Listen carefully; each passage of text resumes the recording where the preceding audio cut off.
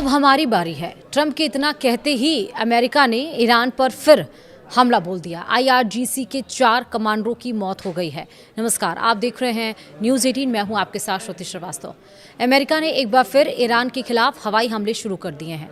अमेरिकी अधिकारी के हवाले से आई रिपोर्ट के मुताबिक राष्ट्रपति डोनाल्ड ट्रंप ने पिछले सप्ताह बमबारी रोककर बातचीत के लिए मौका दिया था, लेकिन जॉर्डन में अमेरिकी सैन्य अड्डे पर हुए मिसाइल हमले के बाद सैन्य अभियान दोबारा शुरू कर दिया गया। एक्सियोस की रिपोर्ट के मुताबिक ईरान की ओर से एक दिन पहले जॉर्डन स्थित अमेरिकी बेस को निशाना बनाकर मिसाइलें दागी गई थी।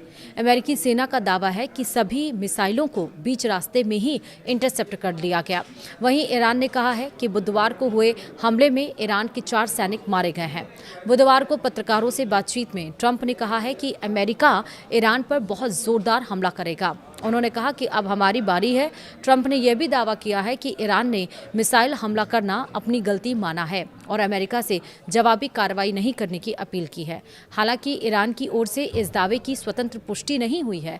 रिपोर्ट के अनुसार ट्रंप प्रशासन ने इससे पहले लगातार 13 रात तक ईरान के सैन्य ठिकानों पर हमले किए थे और इसके बाद बातचीत की संभावना को देखते हुए बमबारी अस्थायी रूप से रोक दी गई थी।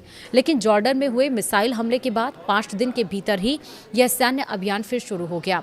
इस बीच ईरान की मेहर न्यूज़ एजेंसी ने दावा किया है कि इराक के दियाला प्रांत में अमेरिका और सऊदी अरब के संयुक्त हवाई हमलों में इस्लामिक रिवॉल्यूशनरी गार्ड कॉर्प्स यानी कि IRGC के 4 सदस्य मारे गए।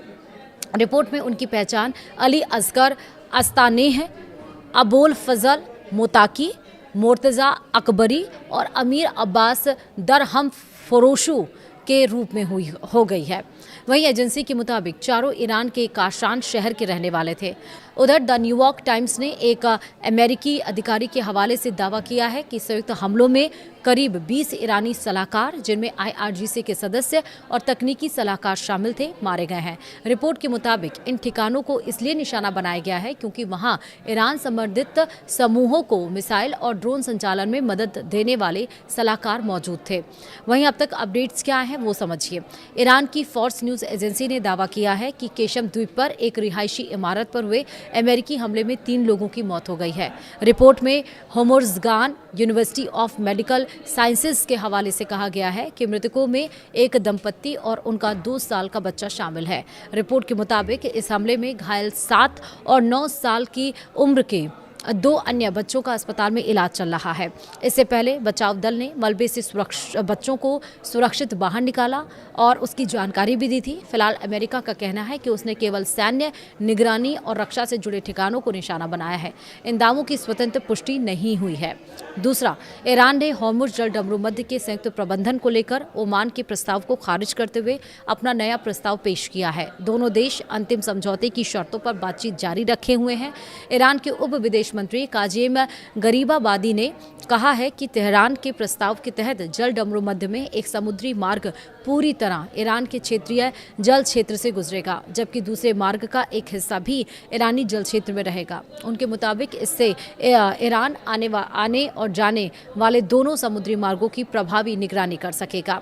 वहीं रानी नेटवर्क के वरिष्ठ मध्य पूर्व विश्लेषज्ञ रयान बोल ने दावा किया है कि ईरान के खिलाफ जारी सैन्य अभियान के बीच अमेरिका के एडवांस्ड सैन्य संसाधनों पर दबाव बढ़ रहा है। उन्होंने अल जजीरा से कहा है कि लंबी दूरी से दागे जाने वाले संयुक्त स्टैंड ऑफ हथियार और थाड जैसी उन्नत एयर डिफेंस मिसाइलों का भंडार तेजी से कम हो रहा है। उनके मुताबिक कई रिपोर्टों के अनुसार पेंटागन के योजनाकार भी इन हथियारों की उपलब्धता को लेकर चिंतित हैं। वहीं ईरान की सरकारी प्रसारक IRIB के मुताबिक केशन द्वीप पर अमेरिकी हमले में क्षतिग्रस्त हुए रिहायशी भवन के मलबे से तीसरे बच्चे को सुरक्षित निकाल लिया गया। रिपोर्ट के अनुसार बचाव अभियान अभी भी जारी है। रिपोर्ट में कहा गया है कि अमेरिकी हमले का निशाना बना भवन 5 सदस्यों वाले एक परिवार का था। इससे पहले 2 बच्चों को मलबे से निकालकर अस्पताल पहुंचाया गया था। तो यानी कि बमबारी जारी है, गोलेबारी जारी है, एक दूसरे के ऊपर स्ट्राइक जारी है, लेकिन अब ज़रूरत है कि ये युद्ध थमना चाहिए। फिलहाल वीडियो में इतना ही। नमस्कार।